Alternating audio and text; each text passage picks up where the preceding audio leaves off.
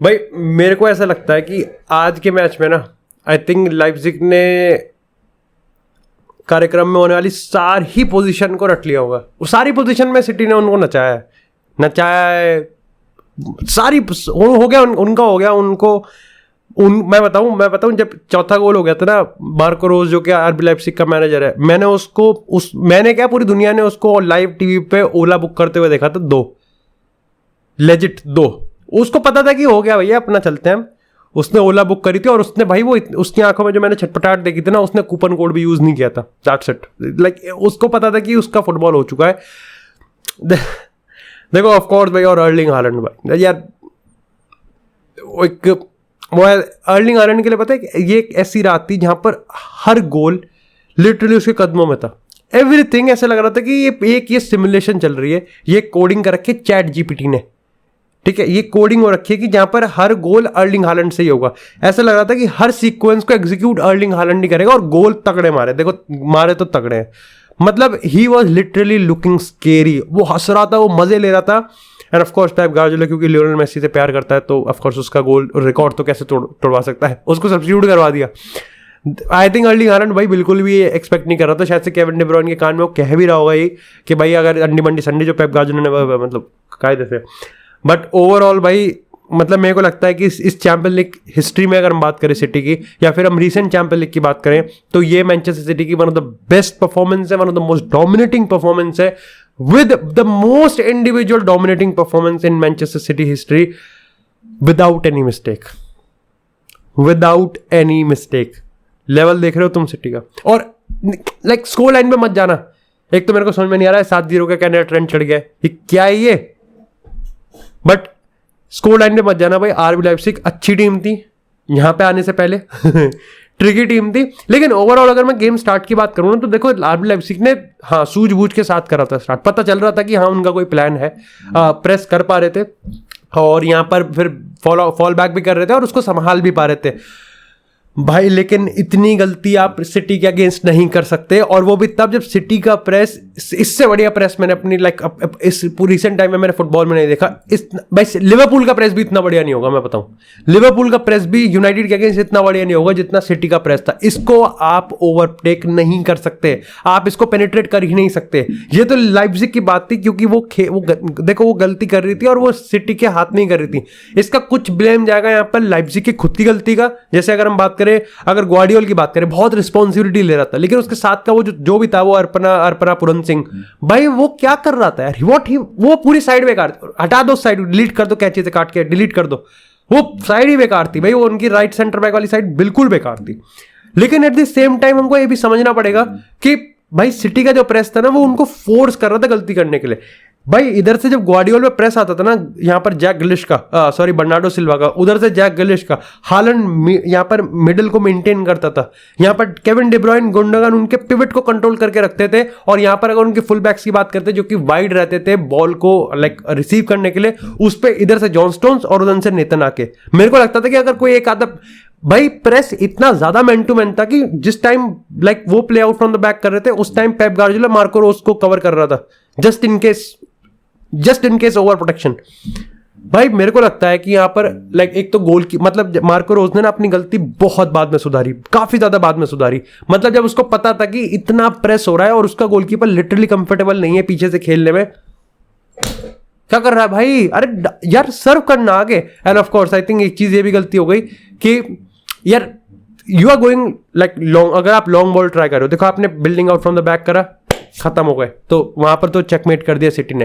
अब आपके पास मौका बचता है कि आप लॉन्ग बॉल को ट्राई कर सकते हो, लेकिन आप ट्राई क्या करोगे, आपने आंद्रे सिल्वा को तो बाहर बिठा रखा है, ठीक है पिछले 9 गेम में एक भी गोल नहीं आया, लेकिन आपने अपने टारगेट मैन को तो बाहर बिठा रखा है। टीमो वर्नर कोई टारगेट मैन थोड़ी है, मतलब ऑफ कोर्स यार टीमो वर्नर और लुकाकू में फर्क है ना, तभी तो उसकी नीबड़ों पे आता है। देखो एक चीज तो मेरे को समझ में आती है कि इस सिटी में डराने वाली बहुत सारी चीजें हैं। मतलब हाँ मैं कह सकता हूं कि मैं ना शुरुआत के 10-15 मिनट काफी ज्यादा खुश भी था, लेकिन मैं थोड़ा इरिटेटिंग भी था कि यार फिर से रेफरी के बारे में बोलना पड़ेगा। बट अल्टीमेटली यार रेफरी के डिसीजन बहुत खराब गए थे। पहला गोल जो पेनल्टी थी मेरे को वो कन्विंस नहीं करी एज अ पेनल्टी, क्योंकि अगेन बस वो पूरा सीक्वेंस देख के मेरे को नहीं कन्विंस हुआ कि हाँ ये क्यों पेनल्टी है।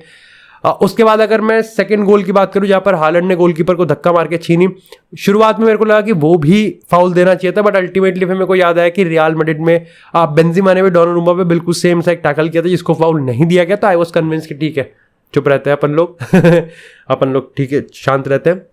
लेकिन अगर मैं बात करूं वो एडरसन वाले फाउल की, भाई रेड नहीं है, ठीक है, it was not a clear cut goal scoring chance, yellow तो है, बावड़ा है क्या पागल हो भाई, क्या रेफरी के सटिया गए हैं क्या, पौवा पी के आते हैं क्या, इतनी कौन सी भाई, ये तो देसी ठर्रा है, सही बता रहा हूँ, देसी चल रही है वहां पर, नॉटी बॉय बिक रही है वहां पे लेकिन अल्टीमेटली भाई ऑफ कोर्स अर्लिंग हालैंड ने 5 गोल मारे हैं भाई, इसके 35 गोल हो चुके हैं 25 गेम में, चैंपियंस लीग की बात हो रही है, 35 गोल ऑलरेडी हो चुके हैं, 38 गोल इसके ऑलरेडी सीजन में हो चुके हैं।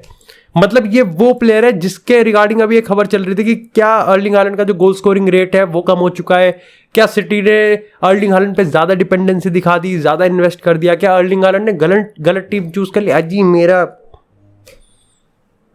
को ऐसा लगता है कि मैंने बहुत बार ऐसे कहा कि मैनचेस्टर सिटी को इस सीजन अपना अल्टीमेट ड्रीम पूरा करने के लिए they don't really have to be at the best, उनको बेस्ट टीम होने की जरूरत नहीं है, उनको बस अपने पजल का लास्ट पीस है, that is Erling brought Holland. और इस बार अगर ये बॉटल कर देते सबसे बड़ा धब्बा होता, क्योंकि इस बार उनको अपना पजल का लास्ट पीस मिल गया और अर्लिंग हालैंड ने एग्जैक्टली वही करके दिखाया। अर्लिंग हालैंड ने एग्जैक्टली उसी चीज को जस्टिफाई करके दिखाया why he is the last piece of that puzzle. भाई तुम सोचो कि अर्लिंग हालैंड की बेस्ट परफॉर्मेंस आई है, सिटी की बेस्ट परफॉर्मेंस आई है, ये डराने के लिए अपने आप में कम है क्या है? मेरे को लगता है कि ऑफ कोर्स अर्लिंग हालैंड की सारी स्पॉटलाइट है, बट भाई जैक ग्रिलिश की भी हमको तारीफ करनी पड़ेगी। हमको भाई सबसे 2 मेरे favourite player, of course Erling Haaland को हटा के 2 मेरे फेवरेट प्लेयर इस मैच से, that has to be John Stones and Bernardo Silva. क्या ही प्लेयर है। Of course Kevin De Bruyne का वो स्क्रीमर बहुत सही था, लेकिन अल्टीमेटली भाई बर्नार्डो सिल्वा का वर्क रेट, वो सिल्की ड्रिबलिंग, वो मतलब देखो एज सच तो गुंडोगन की परफॉर्मेंस बहुत तगड़ी आई है, लेकिन बर्नार्डो सिल्वा का वो जो प्रेस आता है, of the ball work rate, on the ball work rate. यहां पर जॉन स्टोन्स की बात करूं, 4 सेंटर बैक खिला दिए पीछे, ऑफ कोर्स काफी लोगों के सबसे ओवरथिंक, बट नेतन आके की आउटसाइड बॉल देखी थी कितनी सही निकाल रहा था वो। जॉन स्टोन्स की बात करूं, inverted midfield, inverted full back खेल रहा है, यहां पर सेंटर बैक भी खेल पा रहा है, ही इज डूइंग एवरीथिंग। भाई जॉन स्टोन्स का ये वाला सीजन इतना ज्यादा रेवलेशन रहा है ना, इट्स एब्सोल्युटली अमेजिंग भाई। डराने वाली बात है। क्या जब बात डराने वाली बात ही है तो अपने गिरेबान में भी झांक लेते हैं। दूसरे मैच की बात करते हैं, Real Madrid versus Liverpool at Santiago Bernabeu, second leg Champions League round of 16 का, जहां पर 5-2 की एग्रीगेट से इस समय रियल मैड्रिड जीत रही है। 300वां चैंपियंस लीग गेम खेलेंगे अपने लाइक सैंटियागो बर्नाब्यू पे। देखो सबसे पहली बात तो मेरे को लगता है कि अगर चौड़ बनाने की बात होती है तो 27 चैंपियंस लीग के गेम जहां पर पहले लेग में रियल मैड्रिड आगे है, उसमें 26 गेम्स में हम लोग क्वालिफाई कर गए। एक ही था जहां पर 2019 में चैंपियंस लीग में आईएक्स ने बाहर किया था 4-1 से, बर्नाब्यू पे ही हराया था, तो वो थोड़ा चौड़ कम करते था, लेकिन उसको दरकिनार करते हैं। देखो सबसे पहले तो मेरे को समझ में आता है कि 5-2 का स्कोर लाइन बहुत कंफर्टेबल होता है, लिटरली बहुत कंफर्टेबल होता है, लेकिन जिस तरीके से रियल मैड्रिड और लिवरपूल है ये टीम, इनके बीच की जो राइवलरी है वो इसको और इंटेंस बनाती है। ऑफ कोर्स लिवरपूल की हाल में अगर परफॉर्मेंस की बात करें, मैनचेस्टर यूनाइटेड को आई थिंक बार्सिलोना के along side one of the best performing team, उसको 7-0 से इन्होंने धोबी पछाड़ करा था, तो फटनी चाहिए रियल मैड्रिड वालों की, देखो फटनी चाहिए। But ultimately again it's Real Madrid at Santiago Bernabeu in Champions League with a 3-0 aggregate net, तो रियल लिवरपूल की फटनी चाहिए। देखो ओवरऑल अगर मैं मोमेंटम की बात करूं तो किसी की भी साइड नहीं है, ऑफ कोर्स स्कोर लाइन के हिसाब से तो रियल मैड्रिड की साइड है, लेकिन अगर रीसेंट डोमेस्टिक परफॉर्मेंस की बात करें तो वो बर्नमथ से हार गई, तो हम एस्पेनियोल से जीत गए, लेकिन उससे पहले हम कोपा देल रे में हार गए और वैसे भी हम स्ट्रगल कर रहे थे। लेकिन मेरे को ऐसा लगता है कि आज रियल मैड्रिड ना है कंफर्टेबल पोजीशन में। उसका सबसे बड़ा रीजन ये है कि अगर आप दोनों टीम न्यूज को देखोगे ना, तो कार्लो एंसेलोटी के पास अपार्ट फ्रॉम आलाबा हर चीज अवेलेबल है, every. I think Carlo Ancelotti जो भी टैक्टिक सेट करेगा ना, yes that would be 100% correct, और गलत भी हो सकती है, लेकिन ये उसका डिसीजन होगा। And I think he has every freedom. देखो यहां पर सिंपैथेटिक हो सकते हैं हम लोग थोड़ा सा जर्गन क्लॉप पे, कि उसके पास देखो हेंडरसन बाहर हो गया, बासेटिक बाहर हो गया, उसके बाद लुइस डियाज बाहर है, यहां पर नेवी गिटा बाहर है, थियागो अल्कांट्रा बाहर है। तो अल्टीमेटली यहां पर जो इस समय रिपोर्ट्स आ रही है कि भाई कौन खेलेगा, वो है यहाँ पर डियोगो जोटा खेलेगा, उसके बाद यहाँ पर डार्विन नूनेस खेलेगा, कोडी गाक्पो, मोहम्मद साला, ये 4 अटैकर खेल रहे हैं। अल्टीमेटली इट इज इंपॉर्टेंट, क्योंकि आपको गोल मारना है, आपको रिस्क लेने पड़ेंगे और आपको 3-0 की लीड है। ऐसा नहीं कि 3-0 के इन्होंने कट करा नहीं है, बार्सिलोना के अगेंस्ट भी 3-0 से पीछे थे, उसके बाद इनका रोमा वाला गेम भी मेरे को याद है 6-5 से जाए जीते थे। तो अल्टीमेटली इनको गैम्बल करना ही पड़ेगा। दे ऑलरेडी, देखो जर्गन क्लॉप माइंड गेम खेल रहा था, they already think they lost the battle, लेकिन अगर उनको बैटल को upside down, upside turn around करना पड़ेगा तो उनको पहले गोल स्कोर करना पड़ेगा, और ऐसे में उनको 4 अटैकर खिलाने पड़ेंगे, जो कि बहुत एक्साइटिंग है। लेकिन अब डरावने वाली बात है, क्यों है? क्योंकि आप यहाँ पर पेट्रोल को खिला रहे हो, फॉसिल फ्यूल खेल रहा है यानी कि मिलनर खेल रहा है, और यहाँ पर फेबिनियो खेल रहा है, और ऐसे में रियल मैड्रिड की मिडफील्ड अगर अपना 70% गेम भी खेल गई ना, खा जाएगी इस लिवरपूल की मिडफील्ड को। And that's why I think कि ना ही सिर्फ हम डिफेंड कर सकते हैं, लेकिन अगर अपने टाइम पे आ गए ना तो हम यहाँ पर और गोल भी मार सकते हैं। लेकिन अगेन हमने पहले लेग से जो चीज़ सीखी है वो ये है कि हाई टेम्पो गेम भाई खेलती है दोनों टीम, और रियल मैड्रिड भाई देखो मैं ये नहीं कहूँगा कि उनकी मेंटालिटी हिल सकती है, that would be the last thing in this world, लेकिन भाई रियल मैड्रिड यहाँ पर इम्पेशेंट हो सकती है, बिल्कुल इम्पेशेंट हो सकती है। और चैंपियन लीग की रातें भाई ऐसी होती हैं जहाँ पर अपन ने ठीक है ऑलमोस्ट मास्टर कर दिया, ऑलमोस्ट मास्टर कर रखा है, ज़्यादा चौड़ में नहीं रहेंगे, ऑलमोस्ट गलती करने की गुंजाइश हो सकती है, जो कि अपन को इग्नोर करनी है, अपन को अवॉइड करनी है, नॉट इग्नोर, अवॉइड करनी है। देखो यहाँ पर अगर मैं फर्लैंड मेंडी के वापसी आने के चांसेस है, लेकिन यहाँ पर मेरे को लगता है कि आप कामाविंगा को खिलाएंगे। कामाविंगा के लेफ्ट बैक ठीक है, एक्साइटिंग प्रोस्पेक्ट है, लेकिन 1v1 टैकल्स काफ़ी ज़्यादा सही नहीं आए हैं। लेकिन ओवरऑल मेरे को लगता है कि यहाँ पर आपको वाल्वर्दे को राइट विंग पे वापस से डाल देना चाहिए, बिकॉज यू नीड भाई, हम ऐसा नहीं है कि हमने राइट विंग के साथ हम अगर वाल्वर्दे खेलते तो हम अटैक नहीं कर सकते, करा है भाई हमने चैंपियन लीग पहले उसी फॉर्मूले से जीता है। हम रॉड्रिगो को एज अ सुपर सब लेके आ सकते हैं, क्योंकि उनकी मिडफील्ड सबसे कमजोर है, हम अपनी सबसे स्ट्रॉन्ग मिडफील्ड कर सकते हैं। हम मिडफील्ड में ओवररन नहीं होंगे, हम पहले कंसीड नहीं करेंगे। हमको यहाँ पर सबायोस चाहिए, हमको यहाँ पर लुका मॉड्रिच, टोनी क्रूस में से एक ही चाहिए, ये मेरा मानना है। बट अल्टीमेटली मेरे को लगता है एंसेलोटी दोनों को भी डाल सकता है, जो कि उसने रिसेंट टाइम्स में दिखाया है। उसके बाद यहाँ पे चुआमेनी और उधर डालो आप वाल्वर्दे को। दिस इज प्रॉपर यहाँ पर एंसेलोटी मास्टर क्लास। पिछले कुछ टाइम से हम लोग कह रहे हैं कि भाई तू राइट साइड को भी अटैक कर, काफी प्रेडिक्टेबल हो गया है। आई डोंट वांट कि यहाँ पर कार्लो एंसेलोटी चेंज करे, because this is not the time कि यहाँ पर आप चेंज करोगे। इतने बड़े गेम में मास्टर क्लास अभी करने की जरूरत नहीं है। You need momentum, you need your head like in correct direction. थोड़ा सा आपको यहाँ पर बफर चाहिए, थोड़ा सा आपको बफर चाहिए। अगर आपको एक्सपेरिमेंट करने का टाइम मिल रहा है, आप इन गेम सब्स्टिट्यूशन से एक्सपेरिमेंट करके देखो, वो भी तब जब आपको जरूरत लग रही हो। देखो यहाँ पर एक चीज मैं कह देता हूं, आप देखो पीएसजी आई थी पिछले सीजन, और सबसे पहले पीएसजी ने स्कोर किया था किलियन एम्बापे के थ्रू। अल्टीमेटली हम लोग बच गए थे, फिर करीम बेंजेमा का मास्टर क्लास आ गया था। उसके बाद यहाँ पर चेल्सी आई थी, और फिर चेल्सी ने सबसे पहले मेसन माउंट ने गोल स्कोर किया, और उसके बाद यहाँ पर आई थिंक टीमो वर्नर ने गोल स्कोर किया, फिर मार्कोस अलोंसो ने, लेकिन अल्टीमेटली रॉड्रिगो ने बचा लिया हमको, तो वहाँ पर ही बच गए।